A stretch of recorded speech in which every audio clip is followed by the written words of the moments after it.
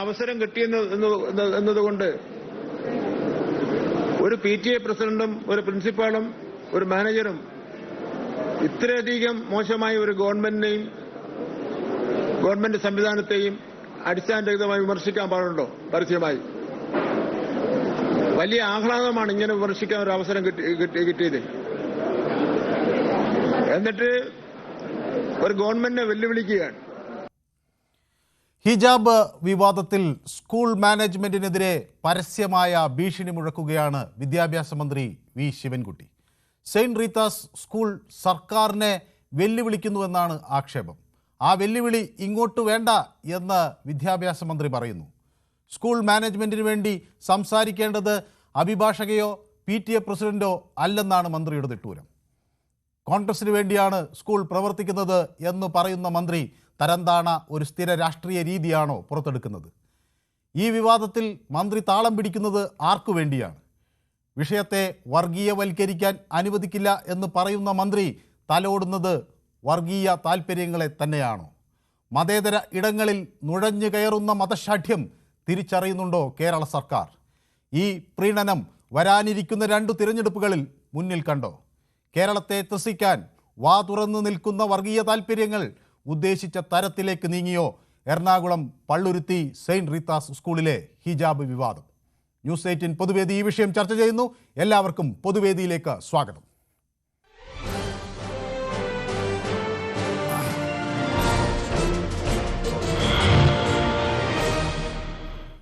എൻ്റെ ആദ്യ കോളർ ശ്രീ ശിവദാസൻ ബാലരാമപുരത്ത്. ശ്രീ ശിവദാസൻ, ഇവിടെ മന്ത്രിയുടെ ശരീരഭാഷ വ്യക്തമാക്കുന്നത് എന്താണ്? അത് ഒരു സ്കൂളിനെ അങ്ങനെ പരസ്യമായി വെല്ലുവിളിക്കുകയാണോ മന്ത്രി ചെയ്യുന്നത്? നമസ്കാരം സാർ. നമസ്കാരം. വളരെ വേഗത്തിൽ, നമുക്ക് ധാരാളം പ്രേക്ഷകർ കാത്തു നിൽക്കുകയാണ്. അറിയാം അദ്ദേഹം എന്താണ് വെല്ലുവിളിച്ചിട്ടുള്ളത്. അദ്ദേഹം വെല്ലുവിളിച്ചിട്ടില്ല.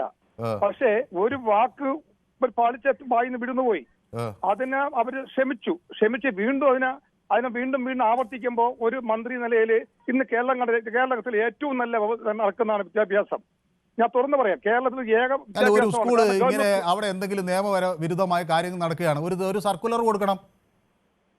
അതല്ലേ മന്ത്രി ചെയ്യേണ്ടത്. അല്ലാതെ മന്ത്രി ഇങ്ങനെ സ്കൂള് ഇതാ രാഷ്ട്രീയമായി ഞങ്ങൾക്കെതിരെ നിൽക്കുകയാണ്, അതൊക്കെ എന്ത് തരംതാണ് രാഷ്ട്രീയ രീതിയാണ്? എനിക്കതിനോട് അദ്ദേഹം അങ്ങനെ അവർ ഈ മാനേജ് സ്കൂളിൽ അവർ കാണിച്ചതിന്റെ ഒരു വിധം അദ്ദേഹം പറഞ്ഞില്ലല്ലോ.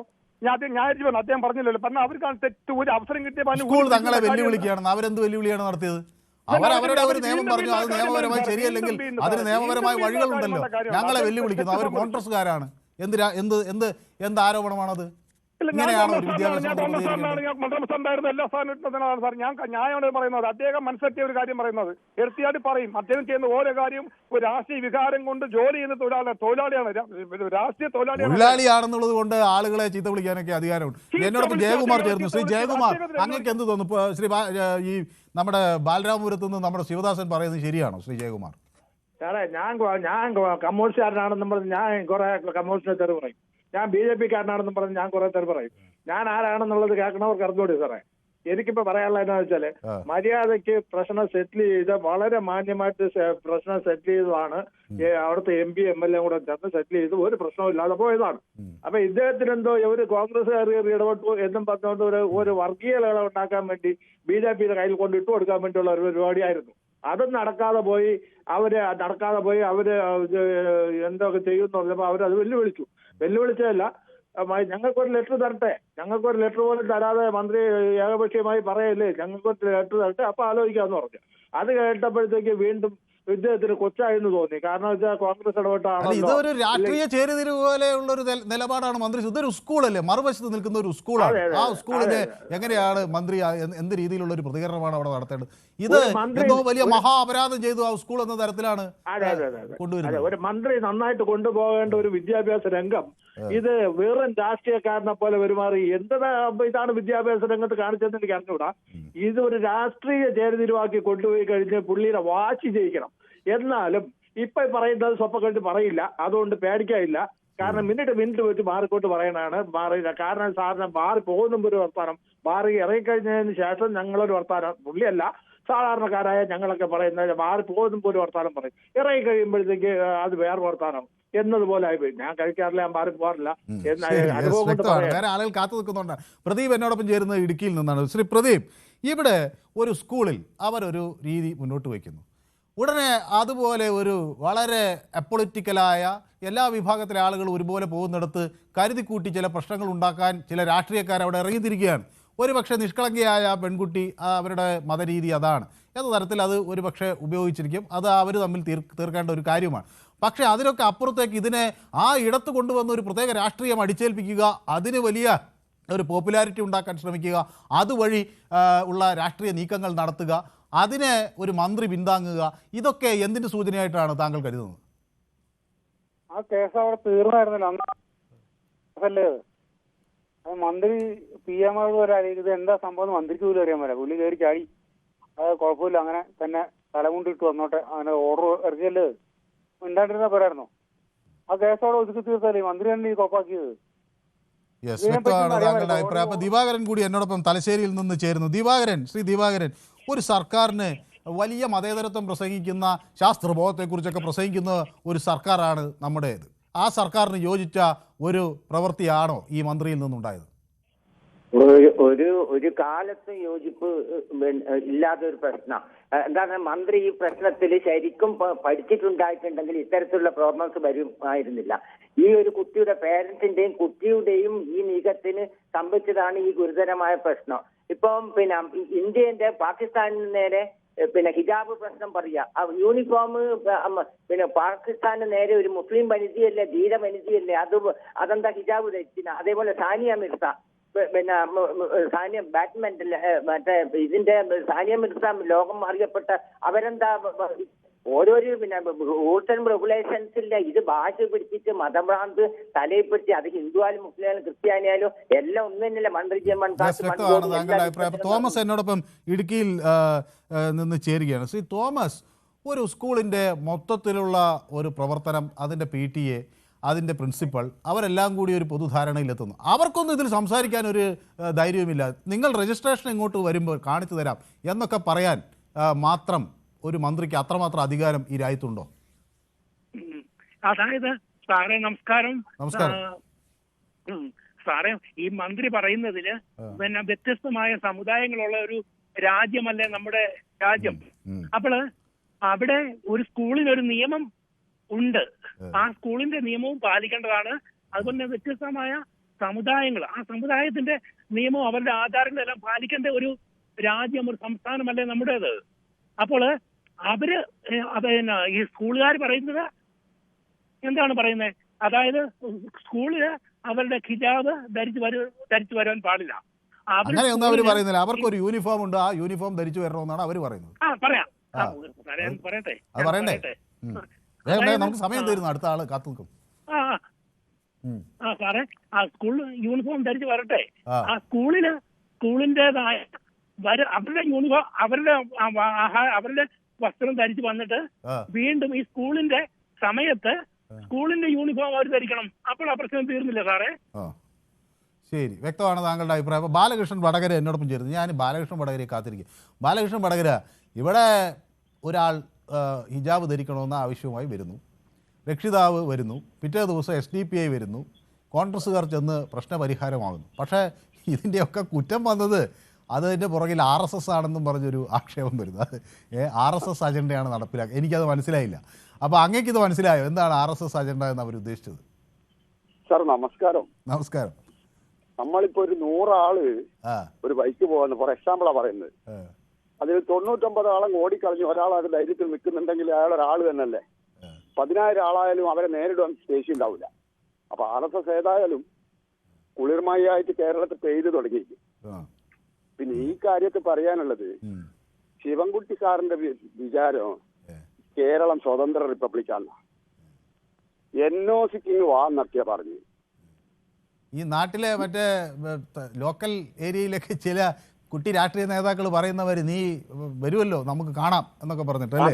ഇതൊരു കേരളത്തിന്റെ വിദ്യാഭ്യാസ മന്ത്രിയാണ് ജോസഫ് ഉണ്ടശ്ശേരി ഇരുന്ന കസേലയിൽ, അതുപോലെ പ്രഗത്ഭരായ മനുഷ്യർ ഇരുന്ന കസേലയിൽ ഞാൻ ആ രവീന്ദ്രൻ മാഷയൊക്കെ ഇപ്പം മിസ് ചെയ്യുകയാണ്. അദ്ദേഹം കേരളത്തിന്റെ വിദ്യാഭ്യാസ മന്ത്രി ആയിരുന്നപ്പോൾ ഈ നാടിന് എന്തൊരു അഭിമാനമായിരുന്നു.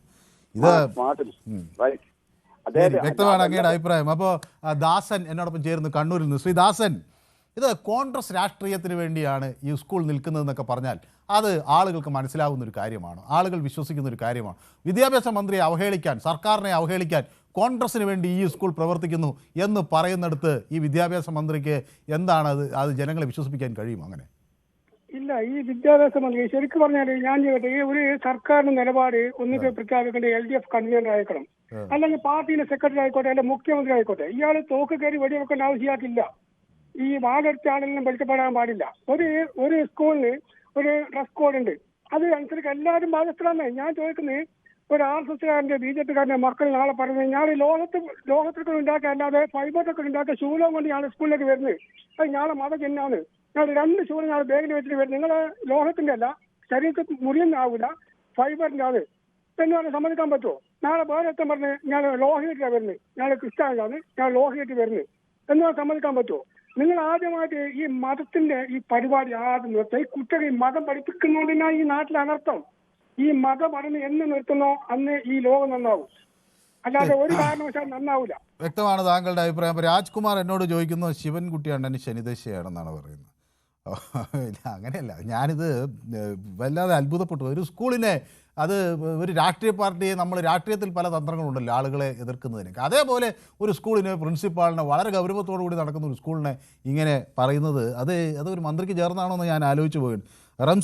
റംസീന എന്നോട് എന്തോ ആലോചിക്കുന്നുണ്ട്. റംസീൻ എന്താ ആലോചിക്കുന്നത് നമുക്ക് ആലോചിക്കാം. അപ്പോൾ പൗലോസ് പെരുമ്പാവൂർ എന്നോടൊപ്പം ചേരുന്നു. ശ്രീ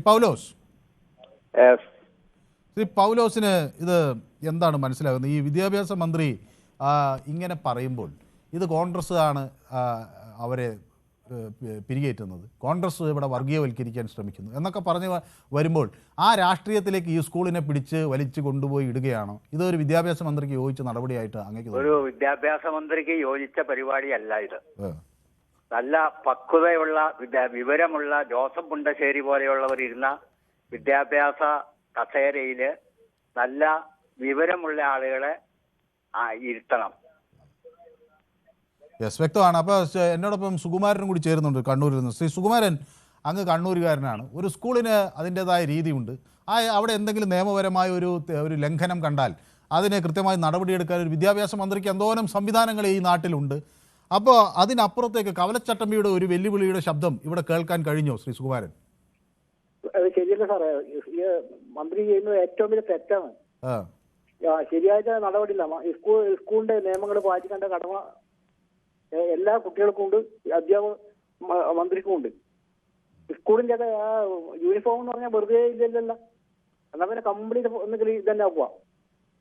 ഇത് അങ്ങനെയാണ്. മന്ത്രി ഏറ്റവും വലിയ തെറ്റായിരുന്നു. ഇത് അടുത്ത് BJPക്ക് കയറേണ്ട ഒരു ബഡ്ജായത്. യെസ്, വ്യക്തമാണ്. താങ്കളുടെ അഭിപ്രായം കൃത്യവുമാണ്. അപ്പോൾ എന്നോടൊപ്പം സന്തോഷ് ചേരുന്നുണ്ട് കാസർഗോഡ് നിന്ന്. അപ്പോൾ പലരും നമുക്ക് എന്നോടൊപ്പം യൂട്യൂബിൽ ചേർന്നിട്ടുണ്ട്. അപ്പോൾ നമസ്കാരം മനു, സുഖമാണോ എന്ന് എന്നോട് ഷിജു ചോദിക്കുന്നു. രാജീവ് മലയാളത്തിൽ എഴുത് എന്നൊക്കെ പറയുന്നുണ്ട്. ഓക്കെ, എല്ലാവരും സോൾവ് ആക്കി എല്ലാവരും പറഞ്ഞെന്നൊക്കെയാണ്. ഇത് പ്രശ്നം മീഡിയാസാണ് പൊക്കിയതെന്നാണ് പറയുന്നത്. ഓക്കെ, ശരി. സുന്ദർജി പറയുന്നത് ഈ വിഷയത്തിൻ്റെ സാഹചര്യത്തിൽ മണിപ്പൂർ, ജാർഖണ്ഡ് ഇവ മറന്നേക്കുമെന്ന് പറയുന്നു. സുനിൽകുമാർ എനിക്ക് നമസ്കാരം പറയുന്നുണ്ട്. ജയകുമാർ നമസ്കാരം പറയുന്നുണ്ട്. പിടിഫിൽ മുഹമ്മദ് പറയുന്നു പാലസ്തീന് വേണ്ടി കരഞ്ഞവർക്ക് അപ്പോൾ അഫ്ഗാനിസ്ഥാൻ പെൺകുട്ടികൾ പഠിക്കുന്നില്ല, ഷേവ് അഫ്ഗാനിസ്ഥാൻ ക്യാമ്പയിൻ എന്തുകൊണ്ട് നടത്തുന്നില്ല എന്നിട്ട് സ്കൂളിനെതിരെ കുരയ്ക്കുന്നു എന്നൊക്കെയാണ് പറയുന്നത്. ഓക്കെ, അപ്പോൾ സുനിൽകുമാർ പറയുന്നു കോൺഗ്രസ് പ്രതിനിധികൾ സ്കൂൾ മാനേജ്മെൻറ്റുമായി സംസാരിച്ചിട്ട് ഇല്ല എന്നൊരച്ഛൻ ചാനൽ ചർച്ചയിൽ പറഞ്ഞു. ഹൈബി ചർച്ച നടത്തി SDPIയും ആയിട്ടാണ് എന്നും പറയുന്നു. ഷാജി ഭാസ്കരൻ പറയുന്നു പ്രിൻസിപ്പാളിൻ്റെ തലയിലുള്ളതും മതത്തിൻ്റെ ചിഹ്നമല്ലേ എന്ന് പറയുന്നു. വിളിച്ചിട്ട് കിട്ടുന്നില്ല, ഫുൾ ബിസിയാണ് എന്ന് മെഹ്ഷിൽ പറയുന്നു. അപ്പോൾ എന്താണ് നമ്മുടെ ഫോൺ ബിസിയാണോ നോക്കാം.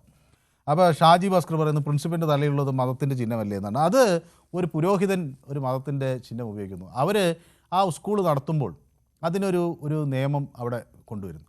ആ നിയമം അംഗീകരിക്കുമ്പോൾ എന്ന തരത്തിലാണല്ലോ അവിടെ കുട്ടികൾ പോകുന്നത്. അപ്പോൾ അതിലെന്തെങ്കിലും നിയമവിരുദ്ധമായ കാര്യമുണ്ടെങ്കിൽ അതിനൊരു സംവിധാനമുണ്ട്. അതിന് പകരം ആ സ്കൂളിനെ ഇത് കോൺഗ്രസ്സുകാർക്ക് വേണ്ടിയാണ്, സർക്കാരിനെ തേജോവധം ചെയ്യാൻ നടക്കുകയാണ്, നിങ്ങൾ NOCക്ക് പോവാ, ഇങ്ങനെയൊക്കെ പറയുന്നത് ഒരു വിദ്യാഭ്യാസ മന്ത്രിക്ക് യോജിച്ചതാണോ എന്ന് അദ്ദേഹം കൂടി ചിന്തിക്കണ്ടേ. സന്തോഷ് കാസർഗോഡ് നിന്ന് എന്നോടൊപ്പം ചേരുകയാണ്. സന്തോഷ്, ഹലോ. ശ്രീ സന്തോഷിന് എന്ത് തോന്നുന്നു? വിദ്യാഭ്യാസ മന്ത്രിയുടെ ഭാഷ, ശരീരഭാഷ ഒരു വിദ്യാഭ്യാസ വിചക്ഷകൻ്റെതാണ്.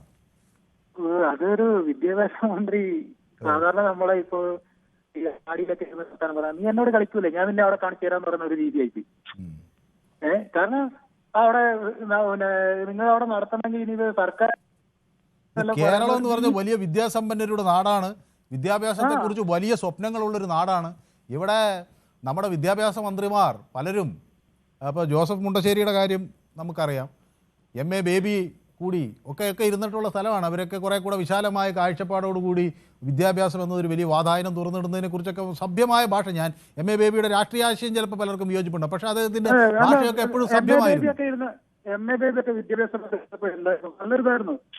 രവീന്ദ്രൻ സാർ, അദ്ദേഹത്തിന്റെ ഭാഷ എത്ര സഭ്യമായ ഭാഷയായിരുന്നു. ഒരു അധ്യാപകൻ വിദ്യാർത്ഥിയോട് സംവദിക്കുന്ന രീതിയിൽ അദ്ദേഹം കുട്ടികളോട് സംവദിക്കുന്നത് എത്രയോ തവണ ഞങ്ങൾ റിപ്പോർട്ട് ചെയ്തിട്ടുണ്ട്. ഇത് എന്ത് ഭാഷയാണ് സന്തോഷ്? അതാണ് ഞാൻ പറഞ്ഞത്. ഒരു വിദ്യാഭ്യാസ മന്ത്രി ഇടപെടേണ്ട, വിദ്യാഭ്യാസ മന്ത്രിയാണ് പ്രകോപനം സൃഷ്ടിക്കുന്നത്. വിദ്യാഭ്യാസ മന്ത്രി പറഞ്ഞിട്ടില്ലേ, ഒരു മാനേജ്മെന്റിന് സർക്കാരിന്റെ മുകളിൽ അധികാരമില്ല. അങ്ങനെയൊന്നുള്ള വീണ്ടും ഒരു പ്രശ്നം മനസ്സിലാക്കാൻ ഞാൻ ഇപ്പം വേറൊരു കാര്യം കൂടി ചിന്തിക്കണം. ആ മാനേജ്മെന്റിൽ ഒരു ബൈലോ ഉണ്ടാവും, പിന്നെ യൂണിഫോമേ അവിടെ ഇടാൻ പാടുള്ളൂ. അങ്ങനെയുള്ളവർ മാത്രം പോയാൽ സാർ, അല്ലാത്തൊരു വേറെ ഇതിൽ പോട്ടെ. ഞാൻ ചോദിക്കട്ടെ, ഒരു ചില അമ്പലങ്ങളിൽ നമ്മൾ പോകുമ്പോഴത്തേക്ക് അവിടെ ഷർട്ട് ഇടാൻ പാടില്ല. അവിടെ ഷർട്ട് ഇട്ട് കയറാൻ പറ്റുമോ? ഇല്ലല്ലോ.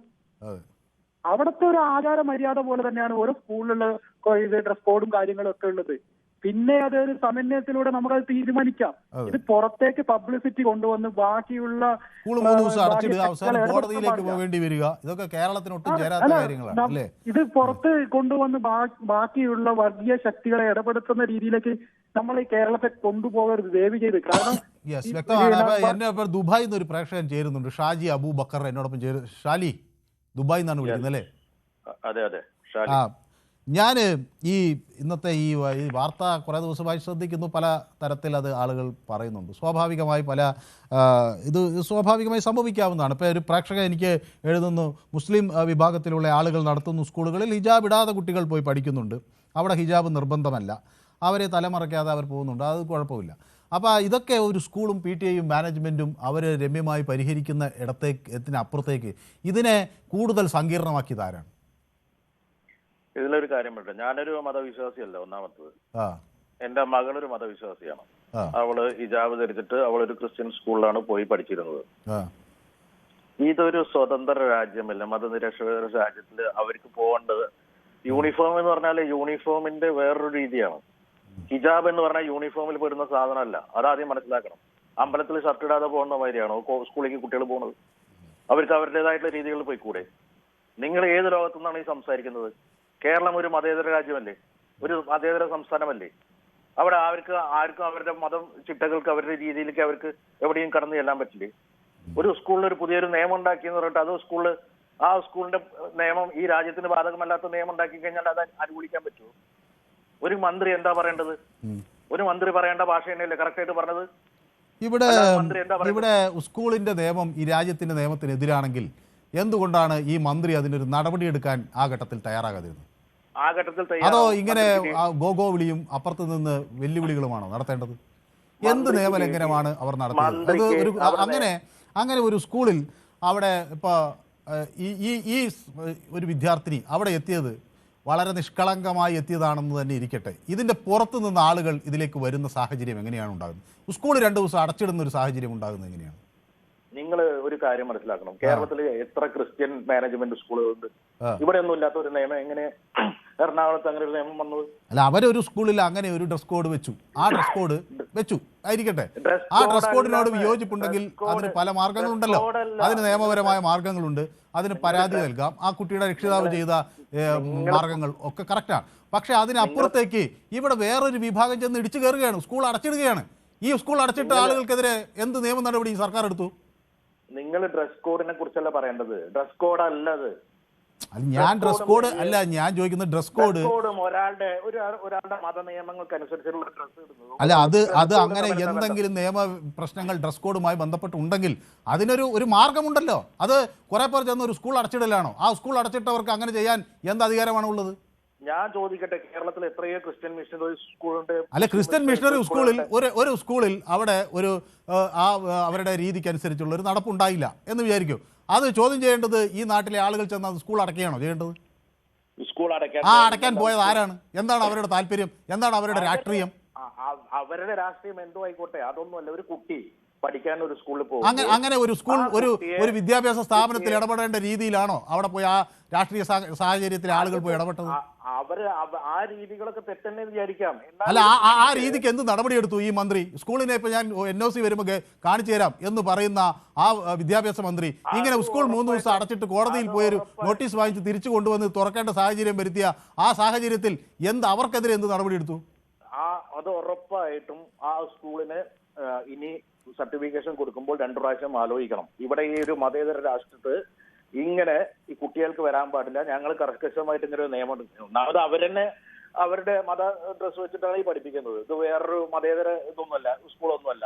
എങ്കിലും കേരളത്തിൽ പ്രവർത്തിക്കുന്ന ഒരു സ്കൂളാണെങ്കിൽ അവിടെ ഏത് മതം ഏത് ആളുകൾ വരുന്നോ അവരുടെ താല്പര്യം സംരക്ഷിക്കേണ്ടത് ഒരു ഭരണാധികാരിയുടെ കടമയാണ്. അതിനനുസരിച്ചിട്ടേ മന്ത്രി ചെയ്തുള്ളൂ. ബാക്കിയുള്ള കാര്യങ്ങളൊക്കെ നിങ്ങൾ പറയുന്ന പൊളിറ്റിക്സ് ആണ്. അവരുടെ മറ്റേ മുസ്ലിം അവര് വന്ന് അവര് സ്കൂൾ അടപ്പിച്ചു, മറ്റൊരു ആ രീതിയിൽ അവരോട് ഇതിങ്ങനെ നോക്കിയിരിക്കുകയാണ്.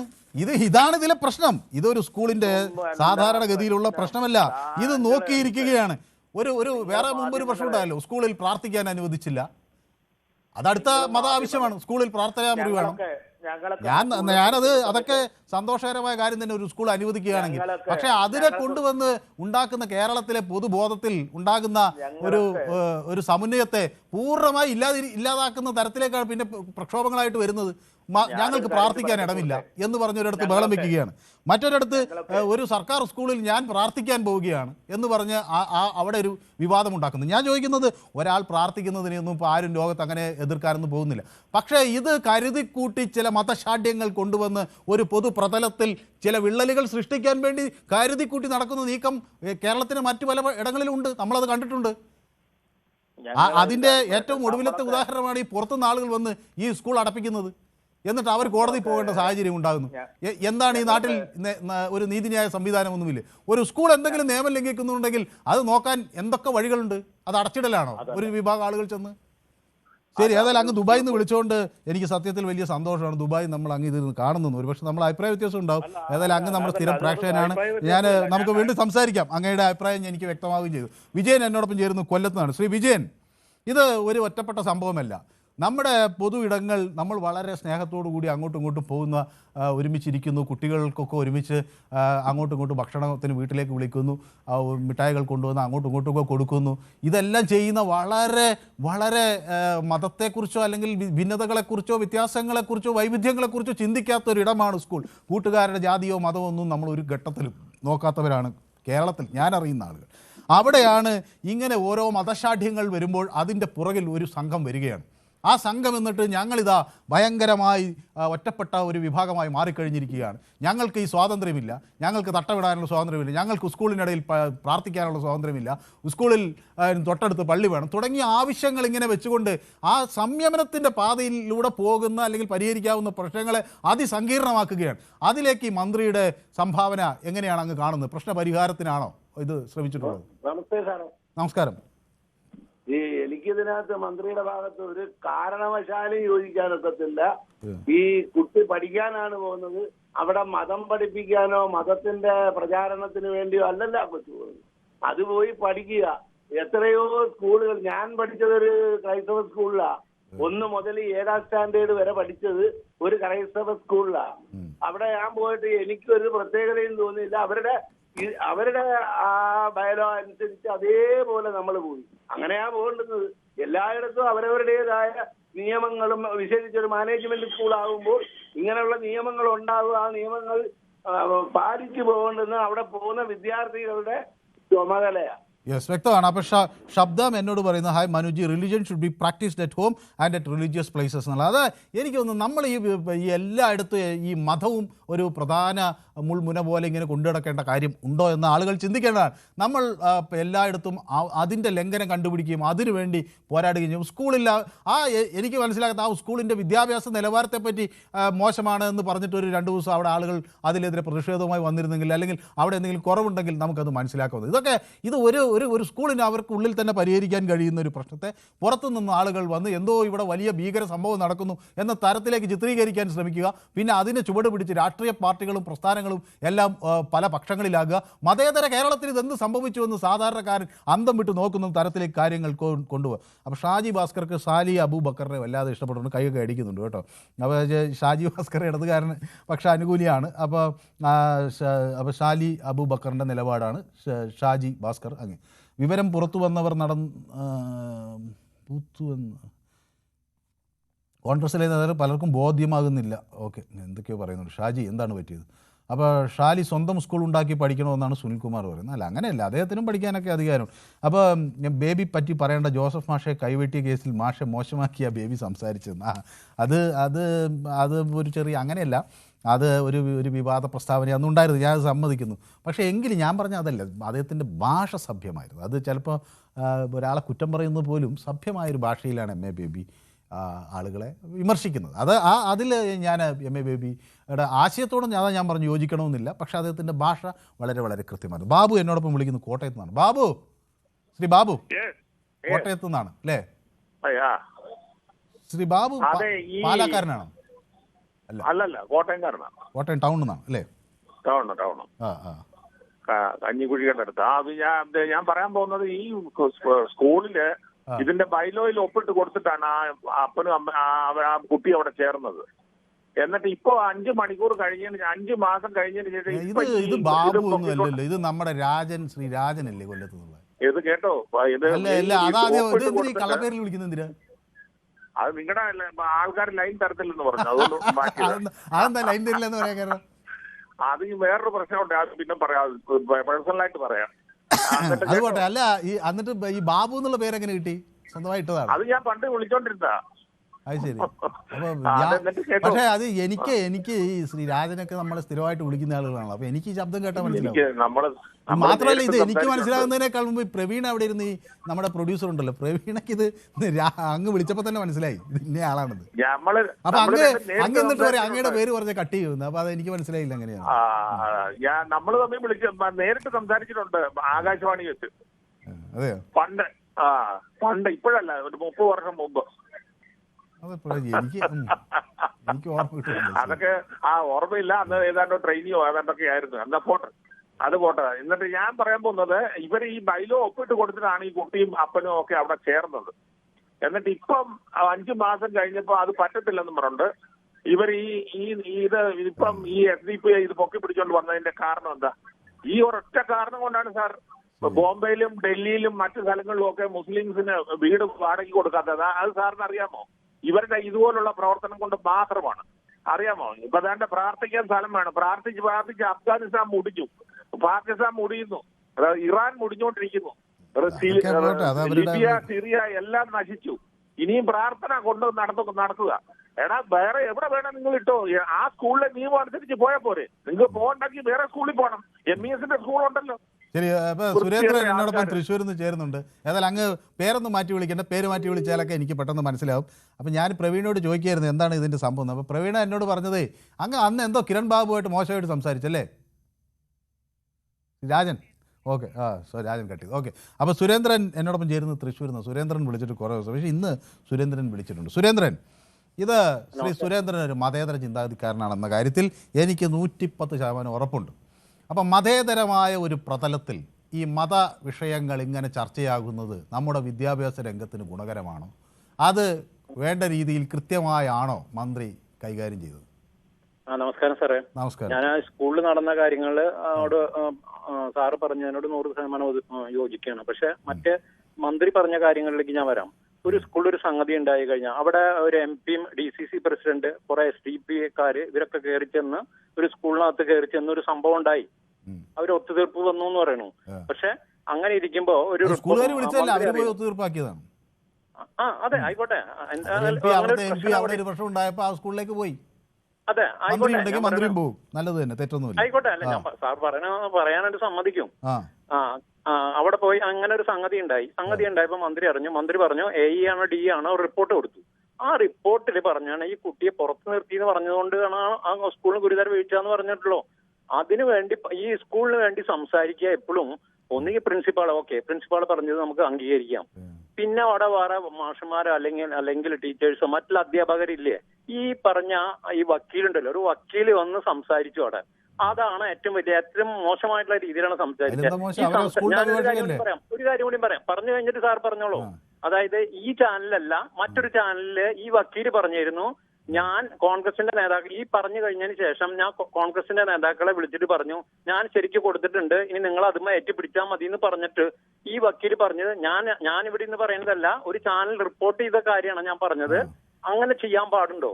അവിടെയാണ് പ്രശ്നം. അതിന്ന് മന്ത്രി പ്രകോപനമായിട്ട് പറയാൻ പാടില്ല, അത് ഞാൻ അംഗീകരിക്കുന്നു. പക്ഷെ ഇവിടെ ഈ വക്കീല്, അതുപോലെ തന്നെ മറ്റേ PTA പ്രസിഡന്റ്, ഈ PTA പ്രസിഡന്റ് ഒക്കെ എന്തോ ഒരു വലിയ രാഷ്ട്രീയ വിദ്വേഷം വെച്ചിട്ടാണ് ഈ ഒരു റിപ്പോർട്ട് ചോദിച്ചത്. ആ റിപ്പോർട്ട് വന്നതിന് ശേഷമാണ് മന്ത്രി പ്രതികരിച്ചതിനോട് ഞാൻ യോജിക്കുന്നില്ല. പക്ഷെ ഇതിന് പ്രകോപനം ഉണ്ടാക്കിയത് ആ വക്കീലും ആരൊക്കെ ഉണ്ടാക്കിയെന്നതൊന്നും ഞാൻ അവിടെയാണ് രാഷ്ട്രീയം വരുന്നത്. ഈ കേരളത്തിന്റെ വിദ്യാഭ്യാസ മന്ത്രിക്ക് യോജിച്ച ഒരു വാക്കാണോ ഇത്? ആണോ? അതെ ഞാൻ പറഞ്ഞല്ലോ, അതിനെപ്പറ്റി ഞാൻ പറഞ്ഞു ഈ വക്കീല് അവിടെ രാഷ്ട്രീയം വരേണ്ട എപ്പോഴാണെന്നറിയാം. ഈ വക്കീല് ഇത് കഴിഞ്ഞിട്ട് കോൺഗ്രസിന്റെ നേതാക്കളെ വിളിച്ചു എന്ന് മറ്റൊരു ചാനൽ റിപ്പോർട്ട് ചെയ്തിട്ടുണ്ട്. ഞാനിവിടെ നിന്ന് പറയുന്നതല്ല, എനിക്കിത് വെറുതെ കിട്ടിയതല്ല. സാർ വേണമെങ്കിൽ നോക്കി, എനിക്ക് ചാനലിന്റെ പേര് കേട്ടു. അപ്പൊ പിന്നെ സാർ അത് ഇവിടെ അതിന്റെയൊക്കെ അപ്പുറത്തേക്ക് ഒരു മന്ത്രിയും ഒരു സർക്കാരും ചെയ്യേണ്ട ഇതുപോലൊരു വിഷയം ഉണ്ടാകുമ്പോൾ അതിനെ ആദ്യം അവിടെ രമ്യമായി പരിഹരിക്കാനുള്ള ഒരു ശ്രമം നടത്തണം. നിയമവിരുദ്ധമായി എന്തെങ്കിലും കണ്ടാൽ കർശനമായ നടപടി സ്വീകരിക്കാൻ ഉള്ള അവർക്കുള്ള അധികാരമുണ്ടെങ്കിൽ അത് ഏറ്റെടുക്കുക. അതിന്റെയൊക്കെ അപ്പുറത്തേക്ക് പോയിട്ട് ഒന്നും അറിയാത്ത ഒരു മന്ത്രിയാണ് അങ്ങനെയാണ് ഉണ്ടെങ്കിൽ തന്നെ ഞാൻ പറയണേക്കോ സാറിന് പറയാമല്ലോ. അപ്പൊ ഞാൻ പറയണേക്കോ, എത്രയോ കാര്യങ്ങൾ ഇപ്പൊ ഓരോ സഭകൾക്ക് വേണ്ടിയിട്ട് എന്തെല്ലാം വിട്ടുവീഴ്ചകൾ ചെയ്യുന്നുണ്ട്. വിട്ടുവീഴ്ച എന്തിനു ചെയ്യണമെന്ന് അതാ എനിക്കറിയാം. നിങ്ങൾ എന്തിനാ നമ്മൾ നിയമം നടപ്പിലാക്കിയാൽ മതി. ഇപ്പൊ ഏത് പാർട്ടി ആയാലും, ഞാൻ പറയുന്നത് ഇപ്പൊ കോൺഗ്രസ് ഇവിടെയുള്ള ഏത് പാർട്ടി ആയാലും ഈ മത സ്ഥാപനങ്ങൾക്ക് വേണ്ടി വിട്ടുവീഴ്ച ചെയ്യുന്നുണ്ട് രാഷ്ട്രീയ പാർട്ടികൾ. എന്തുകൊണ്ടാണെങ്കിൽ വോട്ട്, അല്ലെങ്കിൽ ഈ മതം എന്ന് പറഞ്ഞാൽ ഏറ്റവും വലിയ എന്താ പറയണ്ട, ഞാൻ നോക്കിയിട്ട് വിഷാണെന്നാ പറയുള്ളൂ. ഏറ്റവും വലിയ വിഷമാണ് അത്, ഈ മതം എന്ന് പറയുന്ന സാധനം. മതത്തിൽ ഇടപെടാൻ രാഷ്ട്രീയ പാർട്ടികൾക്കുണ്ടല്ലോ, പൊതുപ്രവർത്തകർക്ക് ഇടപെടാൻ പേടിയാ. കാരണം എങ്ങനെയാ തിരിഞ്ഞു വരണമെന്ന് അറിയില്ല, എങ്ങനെയെങ്കിലും തിരിഞ്ഞു വരും. അതുകൊണ്ടാണ്. അപ്പൊ ഞാൻ പറയണോ, വക്കീല് പറഞ്ഞതാണ്, അത് തെറ്റായ കാര്യമാണ്, അത് രാഷ്ട്രീയത്തിലേക്ക് കടന്നിട്ടുണ്ട്. അതുകൊണ്ടാണ് അത്ര എനിക്ക് പറയാനുള്ളത് sir. Okay, thank you so much. അപ്പൊ കൃഷ്ണദാസ് പറയുന്നു, സ്കൂളിൽ വന്ദേ മാതരം പാടില്ല എന്ന് ശടിച്ചവർ ഇപ്പോൾ ഹിജാബ് ധരിച്ചാൽ എന്താ കുഴപ്പം എന്ന് ചോദിക്കുന്നു. മനുവിന് എന്ത് നാണക്കേടാണ് ശിവൻകുട്ടി ഉണ്ടാക്കിയത് എന്നോട് ഷാജി ഭാസ്കർ ചോദിക്കും. ഞാൻ എനിക്ക് നാണക്കേടൊന്നും ഉണ്ടായിട്ടില്ല. ഞാൻ ചോദിക്കുന്ന ഒരു വിദ്യാഭ്യാസ മന്ത്രിക്ക് ഈ ഭാഷ യോജിച്ചതാണ്. ഇതുപോലെ നമ്മുടെ ഒരു മതേതര പ്രതലമാണല്ലോ നമ്മുടെ സ്കൂളുകൾ. നമ്മുടെ ഏതെങ്കിലും ഒരു സ്കൂളിൽ, ഞാനും പലതരം സ്കൂളുകളിൽ പഠിച്ചിട്ടുള്ള ആളാണ്, അവിടെ ക്ലാസ് മുറികളിൽ നമ്മൾ കൂട്ടുകാരുണ്ടാകുന്നു. അത് അവരുടെ നാടോ മതമോ ജാതിയോ ഒന്നുമല്ല. അവിടെ നമ്മൾ കാണുന്ന എന്താണ്, വൈകാരികമായ ഒരു അടുപ്പമാണ്. അത്തരം ഒരു അരാഷ്ട്രീയമായ അല്ലെങ്കിൽ വളരെ നിഷ്കളങ്കമായ ഒരു പ്രതലത്തിൽ ഇതുപോലെ ഒരു സാധനം കൊണ്ടുവന്ന് വിവാദമാക്കുമ്പോൾ അത് കേരളത്തിൻ്റെ വിദ്യാഭ്യാസ മേഖലയെ ഏതു തരത്തിൽ ബാധിക്കുമെന്ന് ചിന്തിക്കാനുള്ള സാമാന്യ ബുദ്ധി കേരളത്തിൻ്റെ വിദ്യാഭ്യാസ മേഖലയിൽ പ്രവർത്തിക്കുന്നവർക്ക് ഉണ്ടാകണം എന്ന ഉറച്ച വിശ്വാസമാണ് ഷാജി എനിക്കുള്ളത്. അപ്പോൾ മെഹ്സിൽ പറയുന്ന വിഷയത്തിൽ 1-ാം പ്രതി ഭരണഘടനാ വിരുദ്ധമായ കാര്യങ്ങൾ ചെയ്ത സ്കൂൾ മാനേജ്മെൻ്റ് ആണെന്നാണ്. റിജോ പറയുന്നു, പുറത്തുവരുന്ന വാർത്തകൾ ശ്രദ്ധിക്കുമ്പോൾ മനസ്സിലാകുന്നത് അത് കൃത്യമായ അജണ്ടയുടെ ഭാഗമാണ് എന്നാണ്. UDF പ്രശ്നമുണ്ടാക്കി SDPI കുറിച്ച് മിണ്ടുന്നില്ല. LDF UDF SDPI കീഴടങ്ങിയോ എന്നൊക്കെ ചോദിക്കുന്നു. ഭരണഘടനയ്ക്ക് മുകളിലാണോ സ്കൂൾ ബൈലോ എന്നാണ്. അല്ല, ഭരണഘടനയ്ക്ക് താഴെയാണ് എല്ലാവരും. ഭരണഘടന അനുശാസിക്കുന്നത് എന്താണ് എന്നും അതിനെ ചുവട് പിടിച്ച് മറ്റ് നിയമങ്ങൾ ഈ രാജ്യത്ത് നടപ്പിലാക്കിയിട്ടുണ്ട്. അതിന് വിദ്യാഭ്യാസ നിയമങ്ങളുണ്ട്. ആ വിദ്യാഭ്യാസ നിയമങ്ങൾ സ്കൂളിനെ ഒരു യൂണിഫോം ആ സ്കൂളിനുണ്ടാകാനുള്ള അനുമതി കൊടുക്കുന്നു. അതുമായി ബന്ധപ്പെട്ട് നിരവധി കോടതി വിധികളുണ്ട്. അതൊക്കെ ഒരു സ്കൂളിന് അവരുടെ യൂണിഫോമിനെ സംബന്ധിച്ച് യൂണിഫോം ഉണ്ടാക്കാം. ആ യൂണിഫോമിറ്റി വേണമെന്ന് അവർക്ക് അവകാശപ്പെടാം. അതിന് നിയമപരമായി അവർക്കെല്ലാ പിൻബലവുമുണ്ട്. ആ പിൻബലത്തിൻ്റെ മുകളിൽ എന്തെങ്കിലും ചില അഭിപ്രായ വ്യത്യാസങ്ങളുണ്ടെങ്കിൽ അതൊരു വിദ്യാഭ്യാസ മന്ത്രിയും അതുമായി ബന്ധപ്പെട്ടൊരു സർക്കാരും പരിഹരിക്കേണ്ടത്. ഇങ്ങനെയല്ല 2 ദിവസം ആ സ്കൂൾ പൂട്ടിക്കിടക്കാൻ ഉത്തരവാദികൾ ആരാണെന്നാൽ അവർക്കെതിരെ എന്ത് നിയമ നടപടി സ്വീകരിച്ചു എന്നായിരുന്നു നമ്മൾ പ്രധാനമായും പറയേണ്ടിയിരുന്നു. ഓക്കെ, ഷാജി സെബാസ്റ്റ്യൻ ഇന്ന് എന്നോട് വലിയ സ്നേഹം തോന്നുന്നു. അപ്പോൾ ടുഡേ ന്യൂസ് 18 ഈസ് കറക്റ്റ് എന്ന് പറഞ്ഞു. Keep it up, uniform is school decision എന്നൊക്കെ പറഞ്ഞ് എന്നെ എപ്പോഴും തോന്നുന്നു. അപ്പോൾ ഷാജി സെബാസ്റ്റ്യൻ താങ്ക് യു. അപ്പോൾ ശക്തിമാൻ പറയുന്നു ഹിന്ദു വർഗീയവാദിയായാലും അദ്ദേഹം അഭിമാനിക്കുക. എന്താ ശക്തിമാൻ, ഇതിലെന്താ അഭിമാനിക്കാനുള്ളത്? നമ്മൾ നല്ല മനുഷ്യസ്നേഹിയായി മാറുക എന്നതിലല്ലേ കാര്യം. അപ്പോൾ ന്യൂ തിങ്കറുണ്ട്, രാജീവുണ്ട്. കേരളത്തിലെ മനസമാധാനം കളയാതെ പോകണമെന്നാണ് പറയുന്നത്. ജോൺ അബ്രഹാം മന്ത്രി ഈ കാണിക്കുന്ന അധികാര ദുർവിനിയോഗമാണെന്ന് പറയുന്നു. ബാബു ഫ്രം കോട്ടയം അല്ലെങ്കിൽ രാജൻ ഫ്രം കൊല്ലം പുലിയാണെന്നൊക്കെ പറയുന്നുണ്ട്. ഓക്കെ, സാബു ആലപ്പുഴയിൽ നിന്ന്. സാബു ആലപ്പുഴയിൽ എവിടെ നിന്നാണ് വിളിക്കുന്നത്? സാബു നമസ്കാരം സാറേ. നമസ്കാരം. സാറേ, ഞാൻ ഈ ഒരു വിഷയമായിട്ട് ബന്ധപ്പെട്ട്. അല്ല, എവിടുന്നാണ് വിളിക്കുന്നത്? ആലപ്പുഴ വിളിക്കുന്നത്. അല്ല, അതെവിടെ? ആലപ്പുഴയിൽ എവിടെ? ആലപ്പുഴ അമ്പലപ്പുഴ. അമ്പലപ്പുഴ വളരെ പ്രധാനപ്പെട്ട സ്ഥലമാണ്. അതെ അതെ അതെ. സാറേ, ഞാൻ വിളിച്ചത് അതായത് നമ്മുടെ വിദ്യാഭ്യാസ മന്ത്രിയുടെ ഭാഗത്തുനിന്നും നല്ലൊരു മിസ്റ്റേക്ക് വന്നിട്ടുണ്ട്. കാര്യം ഒരിക്കലും അങ്ങനെ ഒരു പൊസിഷനിൽ ഇരുന്നുകൊണ്ട് അങ്ങനെ അദ്ദേഹം പറയാൻ പാടില്ല. ആ രീതിയിലാണ് അദ്ദേഹം ഇങ്ങനെ ഒരു പ്രസ്താവന ഇറക്കിയേക്കുന്നത്. പോട്ടെ, ഈ സ്കൂളിനെ പറ്റി സ്കൂളിന്റെ ഒരു ബൈലോ ഉണ്ട്. അതനുസരിച്ച് വേണം സ്കൂളിൽ വരുന്ന കുട്ടികളുടെ കാര്യം കുട്ടികൾ ആ രീതിയിൽ വേണം വരാൻ. അതിനകത്ത് അവിടെ ജോലി ചെയ്യുന്ന സ്റ്റാഫോ അല്ലെങ്കിൽ ടീച്ചിങ് സ്റ്റാഫോ അല്ലെങ്കിൽ മറ്റുള്ള സ്റ്റാഫുകളോ ആരെങ്കിലും ആയിരുന്നെങ്കിൽ അവർക്ക് ഇങ്ങനെ ഹിജാബ് ധരിച്ചു വരിക അല്ലെങ്കിൽ ചന്ദനക്കുറി ധരിച്ചു അല്ലെങ്കിൽ മാലയിട്ടൊന്ന് വരികയാണെങ്കിൽ അവരെ ചോദ്യം ചെയ്ത് കഴിഞ്ഞാൽ അത് കറക്റ്റാണ്. അതിന്റെ നമുക്ക് ചോദ്യം ചെയ്യാം. ഇവിടുത്തെ കുട്ടികൾക്ക്, ഇവിടെ പഠിക്കുന്ന കുട്ടികൾക്ക് ഒരു ബൈലോ ഉണ്ട്. ആ സ്കൂളിൽ ഉണ്ടാക്കിയ ഒരു ബൈലോ, അത് ഫോളോ ചെയ്യണം തീർച്ചയായിട്ടും. അല്ലാതെ അങ്ങനെ ചെയ്ത് ഇങ്ങനെ ചെയ്ത് 4 മാസം 5 മാസം ആ കുട്ടി ഒരു കുഴപ്പമില്ലാതെ പഠിച്ചു വന്നിട്ട് അവസാനം ഈ കഴിഞ്ഞ ദിവസമാണ് ആ കുട്ടിക്ക് ഇപ്പം തട്ടയിടാൻ വേണ്ടി തോന്നിയേക്കുന്നത്. അതൊക്കെ അവരുടെ ആഗ്രഹമാണ്. പക്ഷെ സ്കൂളിന്റെ ഒരു ബൈലോ ശരിക്കും ഫോളോ ചെയ്യുക. അപ്പോൾ അതാണ്. അപ്പോൾ പലതരം ആളുകൾ ഇതിനെ പലതരത്തിൽ കാണുന്നുണ്ട്. ചിലർ ഇതൊരു മതപരമായ ആചാരമാണ് എന്ന് കാണുന്നുണ്ട്. ചിലര് അല്ല, പക്ഷേ ഒരു ചില ഘട്ടങ്ങൾ അതൊക്കെ ഒരു നമ്മൾ തന്നെ തീരുമാനിക്കേണ്ട ഒരു കാര്യമാണ്. ഇപ്പോൾ പോലീസ് ഒരുപാട് സ്ത്രീകളുണ്ട്. അവരുടെ മതപരമായ ആചാരങ്ങളൊക്കെ മാറ്റിവെച്ചാണ് പോലീസ് ഫോഴ്സിന്റെ ഭാഗമാകുന്നത്. ഇപ്പോൾ സൈന്യത്തിൽ ഒരുപാട് മതപരമായ ആളുകളുണ്ട്. സിഖുകാർക്ക് ഒരു ചെറിയ പ്രത്യേകത കൊടുത്തിട്ടുണ്ട്. ശബരിമല സീസണിൽ ചില പോലീസുകാർക്ക് വേണമെങ്കിൽ താടി വളർത്താം. അങ്ങനെ ചില അതൊക്കെ നമ്മൾ അങ്ങോട്ടും ഇങ്ങോട്ടും റെസ്പെക്ട് ചെയ്ത് ഉണ്ടാക്കേണ്ട ഒരു ഇളവാണ്. അതിനപ്പുറത്തേക്ക് ഇത് ഭയങ്കരമായ നിഷ്കളങ്കമായ ഒരു പ്രതലത്തിൽ കൊണ്ടുവന്ന് ഒരു മത ചർച്ചയ്ക്ക് തുടക്കമിടാൻ കഴിഞ്ഞുവന്ന വിജയമാണ് അവിടെ ഉണ്ടായത്. അതാണ് അതിലെ പ്രശ്നം.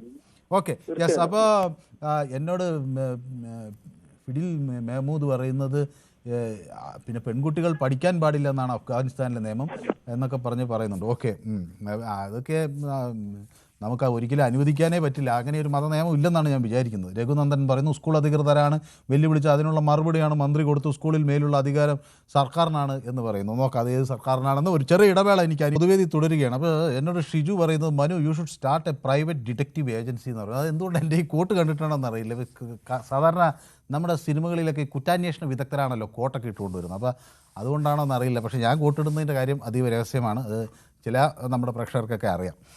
BI പറയുന്നു minister should not threaten people nor an institution unless and until there is a law that is placed എന്ന് പറയുന്നു. അപ്പോൾ സ്കൂൾ അധികൃതരാണ് വെല്ലുവിളിച്ചത്, ഇതിനുള്ള മറുപടിയാണ് മന്ത്രി കൊടുത്തത് എന്ന് രഘുനന്ദനൻ പറയുന്നു. തരംതാണ പ്രതികരണമെന്ന് നന്ദകുമാർ പറയുന്നു. സുനിൽകുമാറും തരംതാണ പ്രതികരണം എന്നാണ് പറയുന്നത്. അക്വേറിയസ് പറയുന്നത് കൈവിട്ട് ടീംസ് 2047 എല്ലാവരും ഭീഷണി ശിവൻകുട്ടിയുടെ സ്ഥിരം സ്വഭാവമാണ് എന്ന് കൃഷ്ണദാസ് പറയുന്ന 87 പഞ്ചായത്ത് തെരഞ്ഞെടുപ്പിൽ ജയിക്കുന്ന നിലയിൽ വോട്ട് കിട്ടിയപ്പോൾ എതിർ സ്ഥാനാർത്ഥിയെ ഭീഷണിപ്പെടുത്തിയിട്ടുണ്ടെന്ന ഒരു ആരോപണവും അദ്ദേഹം ഉന്നയിക്കുന്നു. ഓക്കെ, അപ്പോൾ ശ്രീമതി ജയ എന്നോടൊപ്പം ചേരുന്നുണ്ട്. ശ്രീമതി ജയ. നമസ്കാരം മനു. നമസ്കാരം ശ്രീമതി ജയ. കുറെ ദിവസമായല്ലോ നമ്മൾ സംസാരിച്ചിട്ട്. ഞാനും ചോദിക്കാൻ വന്നത് മനു എവിടെ പോയിരുന്നു? കുറച്ച് നാളായല്ലോ കണ്ടിട്ട്. ഞാനിവിടെ ഉണ്ടായിരുന്നില്ല. ഞാൻ പിന്നെ ആഴ്ചയിൽ 2-3 ദിവസം ഞാൻ വരാറുണ്ട്. ഞാന് വിളിക്കുന്ന ദിവസമൊന്നും എനിക്ക് കിട്ടാറില്ല. ഇന്നലെ കിട്ടിയിരുന്നു, കിരണായിരുന്നു. അപ്പൊ ഞാനുള്ള ദിവസം മനഃപൂർവ്വം വിളിക്കാത്ത അല്ലേ? നോ അങ്ങനല്ല, ഞാൻ എന്നും വിളിക്കും. ഞാനും ഹസ്ബൻഡും കൂടെ മെനക്കെട്ടിരുന്ന് വിളിക്കും. അപ്പൊ ചേച്ചിക്ക് കിരൺ ബാബുവിനെയാണോ ഇഷ്ടം, എന്നെയാണോ കൂടുതൽ ഇഷ്ടം? രണ്ടുപേരെ ഇഷ്ടം. അങ്ങനെ പറഞ്ഞാൽ പറ്റില്ല, ഒരാളുടെ പേരെ പറയാം. അങ്ങനെ പറഞ്ഞാല് മനുവിനെ ഇഷ്ടം. തമാശ കിരൺ ബാബു ഇവിടെ ഉണ്ട് കേട്ടോ, കേട്ടോട് ചിരിക്കുന്നുണ്ടാവും. ഞാൻ തമാശ. ശരി, അത് പോട്ടെ. അപ്പോൾ ഞാൻ ചോദിക്കുന്നത്, ഇപ്പൊ ഹസ്ബൻഡും ചേച്ചിയും തമ്മിൽ ഒരു പക്ഷേ ഈ വിഷയത്തിൽ ഒരു അഭിപ്രായം ഒരേ അഭിപ്രായം ആയിരിക്കില്ല. ഇല്ല പുള്ളിക്കാരൻ പിന്നെ അഭിപ്രായ വ്യത്യാസമൊക്കെ ഉണ്ടെങ്കിലും പുള്ളി പാവം ഒന്നും മിണ്ടത്തില്ല. അപ്പൊ ഈ സ്കൂളിലെ ഈ വിവാദം കേട്ടപ്പോൾ ഇപ്പൊ ജയ വിദേശത്തൊക്കെ ജോലി ചെയ്താണ്, പ്രവാസിയായിരുന്നു. വിളിക്കാറുണ്ട്, പുള്ളി പൊതുവേ വിളിക്കാറുണ്ട്. അത് ശരി. അന്നേരം മന്ത്രിയുടെ നിലപാട് ഒരിക്കലും ശരിയല്ല. ശരി, അത് ശരിയായില്ല. കുറെ കൂടി ഒരു മാന്യമായ ഭാഷയായിരുന്നു ഉപയോഗിക്കേണ്ടതെന്നാണ് തോന്നുന്നത്, അല്ലേ? അതെ, ഒരു പക്വത വേണം. മന്ത്രിയല്ലേ. തന്നെയല്ല, സ്കൂളുകാര് പുള്ളിയെ ഭയക്കേണ്ട കാര്യമൊന്നുമില്ല. അത് പിന്നെ സെൻട്രൽ സിലബസ് ഒക്കെ കൊണ്ടുപോകുന്ന ഒരു സ്കൂളാണ്. അപ്പൊ അതിന് അവര് ഭയക്കേണ്ട കാര്യമൊന്നുമില്ല. പിന്നെ ഇത് തിരഞ്ഞെടുപ്പൊക്കെ മുമ്പിൽ വന്നത് കൊണ്ടുള്ള ഒരു പ്രശ്നമാണ്. ഇതിൽ ഒരു പാർട്ടിക്കാരും ഇടപെടണ്ട. സ്കൂളിൽ ഒരു മാനേജ്മെന്റിന്റെ ഒരു നിയമം നമ്മളെല്ലാരും പഠിച്ചതല്ലേ സ്കൂളുകളിൽ. ഞാനും ഒരു ക്രിസ്ത്യൻ മാനേജ്മെന്റിൽ പഠിച്ചതാ. അവിടെ ഉള്ളൊരു നിയമം നമ്മൾ പാലിക്കണം. എന്നാലേ നമുക്ക് ആ സ്കൂളുമായിട്ട് അഡ്ജസ്റ്റ് ചെയ്യാൻ. ജൂൺ മുതൽ ഇത്രയും നാൾ പഠിച്ചു വെച്ച് പെട്ടെന്ന് അതിനൊരു ഡ്രസ് മാറ്റം വരുന്നെന്ന് വെച്ചാൽ അത് ശരിയല്ല. അവര് തന്നെയല്ല, പാരന്റ്സ് അവിടെ ഒപ്പിട്ട് കൊടുത്തിട്ടുമുണ്ട്. അപ്പം പിന്നെ അത് ശരിയായ ഒരു നടപടിയല്ല. ഇത് പെട്ടെന്ന് തീരുമാനം എടുക്കേണ്ടുന്ന ഒരു കാര്യമായിരുന്നു. ഇത്രയും വഷളാക്കണ്ടായിരുന്നു എന്നാണ് എന്റെ അഭിപ്രായം. വ്യക്തമാണ്. ബദറുദ്ദീൻ കൂടി എന്നോടൊപ്പം ചേർന്ന് കണ്ണൂരിൽ നിന്നാണ്. ശ്രീ ബദറുദ്ദീൻ, ഇത് രമ്യമായി പരിഹരിക്കാവുന്ന ഒരു വിഷയം കേരളത്തിൽ വലിയ വളരെ നിസ്സാര കാര്യമാണ്. പക്ഷെ ഞാൻ എന്റെ അഭിപ്രായം സാറേ, ഇന്നിപ്പോ ഉള്ള ചോദ്യം മന്ത്രിനെ ഭയക്കണമെന്നുള്ളതാണല്ലോ. പക്ഷെ മന്ത്രിനെ ഭയക്കണ്ട. പക്ഷെ മന്ത്രിനെ ഭയക്കണ്ടെങ്കിലും മന്ത്രി പറഞ്ഞില്ല തെറ്റെന്നാണ് എന്റെ ചോദ്യം. കാരണം എന്താ വെച്ചാൽ മന്ത്രി മഞ്ഞാന്ന് പറഞ്ഞ ദിവസം എന്താ അതും പറഞ്ഞെന്നറിയോ? ആ സ്കൂൾ മാനേജ്മെന്റ് തീരുമാനിക്കാം ആ കുട്ടി ശിരോവസ്ത്രം ധരിക്കണ്ട. റിന്യൂ ചെയ്യാൻ വരുമ്പോൾ ആലോചിക്കണം, ഞാനിവിടെ ഉണ്ട് എന്നൊക്കെ. അങ്ങനെയാണോ ഒരു മന്ത്രി? എന്ത് വിദ്യാഭ്യാസ മന്ത്രിയാണ്? ഇതൊക്കെ നമ്മുടെ നാട്ടിൻപുറത്തെ സാധാരണ, അത് ചില സർക്കാർ തലത്തിൽ താഴ്ന്ന ഉദ്യോഗസ്ഥരൊക്കെ ചില ഘട്ടത്തിൽ ഇങ്ങനെ പറയും, ഇനി ആവശ്യത്തിന് വരട്ടെ, കാണിച്ചു കൊടുക്കാം. ഇല്ല സാർ, അത് അദ്ദേഹം ഒരു വിദ്യാഭ്യാസ മന്ത്രിയല്ലേ. അപ്പൊ നമ്മള് അയാൾ ഭയക്കൊന്നും ചെയ്യണം. പക്ഷെ അയാൾ പറഞ്ഞതിൽ എന്താ തെറ്റെന്ന് ചോദിക്കുന്നത്? അയാൾ പറഞ്ഞത് മാനേജ്മെന്റ് പറയുന്ന കളറ്, മാനേജ്മെന്റ് അതിനൊക്കെ ഒരു വിദ്യാഭ്യാസ മന്ത്രിക്ക് ഒരു കൃത്യമായ ഒരു ഉത്തരവടിച്ച് കേരളത്തിൽ കൊടുക്കാവുന്നതേ ഉള്ളൂ. അതെ, അല്ല അത് പറഞ്ഞല്ലോ അദ്ദേഹം, അത് പറഞ്ഞു. പിന്നെ ഇവര് അങ്ങോട്ട് ഭീഷണിപ്പെടുത്തിയതിനു ശേഷമാണ് അയാൾ ഇന്നലെ ഇങ്ങോട്ട് ഭീഷണിപ്പെടുത്തിയത്. അത് സത്യം പറഞ്ഞാൽ ഞാൻ അതിൽ മന്ത്രിയെ കുറ്റപ്പെടുത്തില്ല. പക്ഷെ ഞാനൊരു പറയുന്നത് ഇപ്പൊ എന്നെ തൊട്ട് സംസാരിച്ച് അവർ പറഞ്ഞത് പോലെ തന്നെ ഇത് വളരെ നിസ്സാര കാര്യം തന്നെയാണ്. അത് പിന്നെ വർഗീയവാദികൾ രാഷ്ട്രീയക്കാരൊക്കെ പൊന്തിക്കുകയാണ്. അല്ലാതെ മന്ത്രിയുടെ അടുത്ത് ഇതിൽ തെറ്റില്ല. പക്ഷെ ശിരോവസ്ത്രം ധരിക്കണ്ട നമുക്ക് പറയാൻ കഴിയോ? ഇപ്പൊ നമ്മൾ പറയാം, ഒരു ഹിന്ദു കുട്ടിയോട് പൊട്ട് തൊട്ട് വരാൻ പാടില്ല എന്ന് പറയാൻ പറ്റുമോ? ഒരു ക്രിസ്ത്യൻ പഠിക്കുന്ന എത്ര കന്യാസ്ത്രീകൾ ഓരോ സാഹചര്യങ്ങളിലാണ്. ഇപ്പൊ ഞാൻ പറയട്ടെ, ഇപ്പൊ സ്കൂളിൽ തന്നെ ഉണ്ടല്ലോ നമ്മുടെ NCC ഉണ്ട്, അതുപോലെ തന്നെ പോലീസ് കാഡറ്റ്സ് ഉണ്ട്. അതെ, തീർച്ചയായിട്ടും. അപ്പൊ അത് അവിടെ പോയിട്ട് നമ്മൾ അല്ല ഞാൻ പറയുന്നത് അതില് ഞാൻ എല്ലാ കുട്ടികൾക്കും ഈ NCCയിലും രാജ്യസ്നേഹം ഒക്കെ താല്പര്യം ഒക്കെ ഉള്ളവർക്ക് ഒരു അതിനുള്ളൊരു അവസരമാണല്ലോ NCCയിലൊക്കെ. ഞാൻ ചോദിക്കുന്നത് ഈ NCCയിലും പോലീസ് കാഡറ്റിലും ഒക്കെ പോയിട്ട് അല്ല ഞാൻ ഇത് പറ്റില്ല എന്ന് പറഞ്ഞാൽ അത് സമ്മതിക്കാൻ സാധ്യതയില്ല. അപ്പൊ അത് ഓരോരുത്തർ അത് ഓരോ സാഹചര്യങ്ങളിലാണ്. ചിലത് ഇപ്പൊ സ്കൂളിൽ വേണമെങ്കിൽ ചെറിയ വിട്ടുവീഴ്ചകൾ കൊടുക്കാം, പക്ഷെ ചിലത് വിട്ടുവീഴ്ച ചെയ്യില്ല. സാധനം ധരിക്കണ്ട, ശരി, ബ്ലാക്ക് കളർ ധരിക്കരുത്. പക്ഷെ ആ സ്കൂളിലെ യൂണിഫോമിനനുസരിച്ചുള്ള കളറിൽ അവർ പറഞ്ഞ ഡിസൈനിൽ ധരിച്ചോളന്നല്ലേ മന്ത്രി പറഞ്ഞിട്ടുള്ളൂ. അല്ല അതല്ല, അത് ആ നിലയ്ക്കാണോ പറഞ്ഞത് എനിക്ക് വലിയ സംശയമുണ്ട്. ഓക്കെ, ഏതായാലും അങ്ങയുടെ അഭിപ്രായം വളരെ കൃത്യമാണ്. അതിനോട് എനിക്ക് വ്യക്തിപരമായി വിയോജിപ്പില്ല. ഓക്കെ, അപ്പോൾ നമ്മുടെ ദീപുവും കൂടി എന്നോടൊപ്പം ചേരുന്നുണ്ട്. അപ്പോൾ ദീപുവിന് എന്ത് തോന്നി? ഇതിൽ ഞാനൊരു സത്യസന്ധമായി മറുപടി പറയണം. ഇത് വളരെ നിഷ്കളങ്കമായ ഒരു സംഭവമാണ്. SDPIക്കാർ അവിടെ വന്നതും ഈ സ്കൂൾ 2 ദിവസം അടച്ചിടേണ്ടി വന്നതും എന്ന് ദീപുവിന് തോന്നുന്നുണ്ടോ? ഇത് കേരളത്തിൻ്റെ ഒരു വിദ്യാഭ്യാസ മേഖലയിൽ ഇതുപോലുള്ള പ്രശ്നങ്ങൾ തുടരെ വരുന്നത് അത് വെറും ആകസ്മികമായ ഒരു സംഭവമാണോ? അത് ഏതെങ്കിലും ന്യൂനപക്ഷ വിഭാഗത്തിൻ്റെ അവകാശങ്ങൾക്ക് മേലെയുള്ളൊരു കടന്നുകയറ്റമാണോ? അതോ ഇതിനപ്പുറത്തേക്കുള്ള താല്പര്യങ്ങൾ, മതശാഠ്യങ്ങൾ പുലർത്തുന്നുണ്ടോ? ഇല്ല, ഇവിടെ SDPI ആയാലും കാസ ആയാലും RSS ആയാലും ഇവരൊക്കെ കൊണ്ടുവരുന്ന കാര്യങ്ങളെ കുറിച്ച് നമ്മൾ വ്യക്തമായ കേരളത്തിന്റെ പൊതുബോധത്തിന് തന്നെ, അത് നിയമത്തിന് മാത്രമല്ല പൊതുബോധത്തിന് തന്നെ കൃത്യമായ അജണ്ട മനസ്സിലാക്കാനുള്ള കാര്യങ്ങളും ശേഷിയും ഉണ്ട് എന്നതാണ് ഞാൻ കാണുന്നത്. ഈ SDPI എന്ന് പറഞ്ഞുകൊണ്ട് നമ്മൾ ഈ വിഷയത്തെ മറ്റൊരു തലത്തിലേക്ക് കൊണ്ടുപോയി ഇതാക്കേണ്ട കാര്യമില്ല. നോക്കൂ, രണ്ട് ന്യൂനപക്ഷങ്ങളാണ്. ഒരു മത ന്യൂനപക്ഷമായ ക്രിസ്ത്യൻ മാനേജ്മെന്റ് നടത്തുന്ന സ്കൂളാണ്. അവരാണ് മണിപ്പൂരിൽ വിഷമം അനുഭവിക്കുന്നത്. മറ്റ് ഉത്തരേന്ത്യൻ സംസ്ഥാനങ്ങളിൽ അവരെ ഡ്രസ്സ് പോലും ഇടാൻ പറ്റാത്ത രീതിയിൽ അവരുടെ വിശ്വാസം പോലും ഒരു കുരിശ് പോലും കാണിക്കാൻ പറ്റാത്ത രീതിയിൽ വേട്ടയാടപ്പെടുന്നത് അവരാണ് ഇത് ചെയ്യുന്നത് എന്നുള്ളത് നമ്മൾ ആദ്യത്തെ മനസ്സിലാക്കലാണ് ഞാൻ കാണുന്നത്.